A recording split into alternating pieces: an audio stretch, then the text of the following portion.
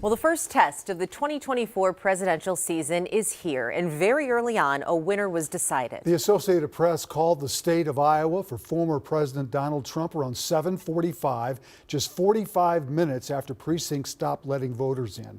Live look at the results as they trickle in. You can see Trump with a commanding lead with 50% of the vote. It's really a battle for second place between Florida Governor Ron DeSantis and former UN Ambassador Nikki Haley. Our chief political reporter, John Croman, is live in Des Moines, and he has what voters are feeling tonight. John? You know, everybody that came here to North High in Des Moines kind of knew that it'd be a slam dunk victory for the former president, but they were still here, at least some of them, trying to convince their fellow Republicans to vote for someone else in hopes that winning second would allow them to claim some momentum. 16? Yep, you come right on over here. Okay. It's old-fashioned democracy, up close and personal. And I will give you a form to fill. Iowans showing up at an appointed time and place.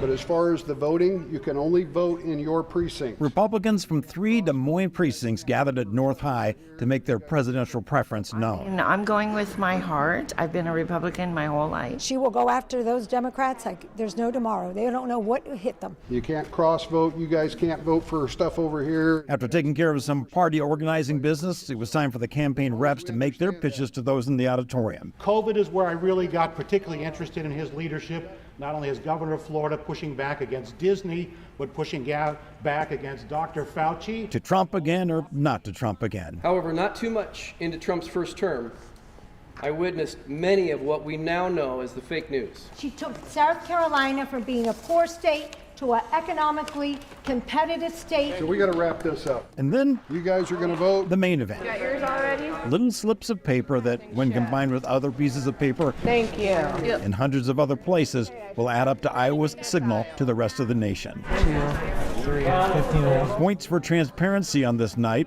5, A front row seat to the ballot counting to anyone 6, who 7. wanted to see it for themselves. Trump pretty well walked away with it all. Well, guess what?